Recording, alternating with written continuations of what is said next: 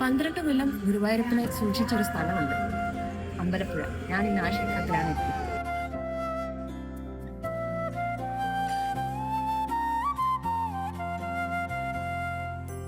ടിപ്പു സുൽത്താന്റെ പടയോട്ടക്കാലത്ത് ഗുരുവായൂരപ്പന്റെ വിഗ്രഹം സൂക്ഷിച്ചിരുന്നത് അമ്പലപ്പുഴയിലുള്ള ഗുരുവായൂർ നടയിലാണ്.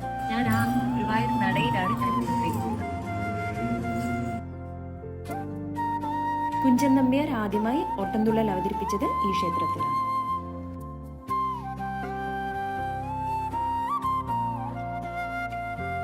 അമ്പലപ്പുഴ പാൽപ്പായസം ഇഷ്ടമല്ലാത്ത ആരും ഉണ്ടാവില്ലല്ലോ. ഭയങ്കര ഫേമസും ആണ് ആ പായസം. ഈ മണിക്കിണറിലെ വെള്ളമാണ് അമ്പലപ്പുഴ പാൽപ്പായസത്തിനായി ഉപയോഗിക്കുന്നത്. ഇവിടെ പറയുന്നത് ഉച്ചയ്ക്ക് 12 മണിക്ക് ശേഷമാണ് പായസം ബാക്കി ഭക്തജനങ്ങൾക്കൊക്കെ കൊടുക്കുന്നത്. അതിന് കാരണം ഉച്ചയ്ക്ക് 12 മണിയാകുമ്പോൾ നമ്മുടെ ഗുരുവായൂരപ്പൻ ഇവിടെ വന്ന് പായസം കഴിക്കുന്നതാണ് അവരുടെ വിശ്വാസം.